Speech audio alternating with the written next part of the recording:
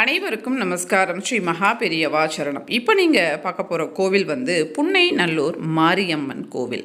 இந்த புன்னை நல்லூர் மாரியம்மன் கோவிலில் என்டர் ஆகும்போதே ஒரு அற்புதமான விஷயத்தை பார்த்தோம். சின்ன வயசில் இருக்கும்போது அம்மனுக்கு வேண்டி கிராம தெய்வம் கோவிலில், அதாவது உருவங்கள், ஆண் உருவம், பெண் உருவம், கைகள், கால்கள் அப்படின்னு சொல்லிட்டு அந்த பானை செய்கின்றவர்கள் இந்த மாதிரி உருவங்களை செய்து ஆடி மாதம் அப்போது அந்த கோவில் திருவிழா, அதாவது கிராம தெய்வ கோவில் திருவிழா வீதியில் விற்பாங்க. அம்மை போட்டு இருக்கக்கூடியவர்கள் இந்த மாதிரி வேண்டிப்பாங்க, நான் இந்த உருவத்தை வைக்கிறேன் அப்படின்னு சொல்லிட்டு அவங்க இந்த உருவங்களை வாங்கி கோவிலில் வைப்பாங்க. இப்போ பார்த்தீங்கன்னா வெள்ளியில் விற்குது இல்லையா, ஆனால் அப்போல்லாம் பார்த்திங்கன்னா இந்த மாதிரி மண்ணால் செய்யப்பட்ட உருவங்களை வைப்பாங்க. இது அந்த கோவில் வாசலில் நிறைய இருந்தது. ரொம்ப சந்தோஷமாக இருந்தது. நாம் சின்ன வயசில் பார்த்த அந்த உருவங்கள் இங்கே இருக்குது அப்படின்னு நினைக்கும் போது.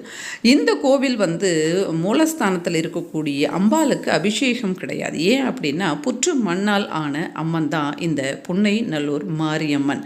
புன்னை மரங்கள் நிறைந்த காட்டில் இந்த அம்பாள் இருந்திருக்கிறாங்க.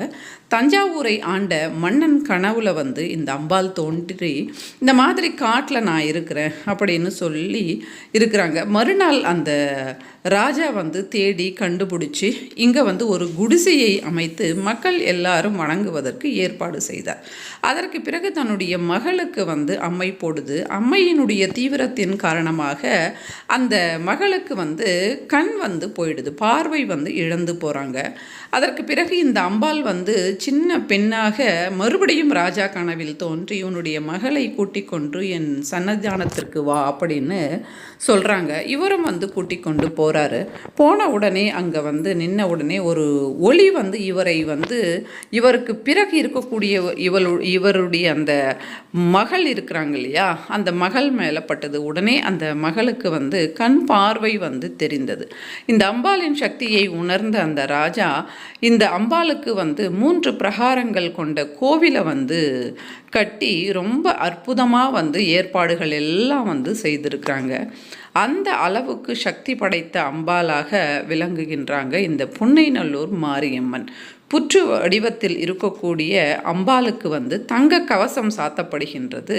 அதற்கு பிறகு இந்த அம்பாளுக்கு புனுகு அப்படின்ற ஒரு அற்புதமான விஷயத்தை அபிஷேகத்திற்கு பதிலாக செய்கிறாங்க. உற்சவ மூர்த்திக்கு தான் அபிஷேகம் என்பது இங்கே நடைபெறுது.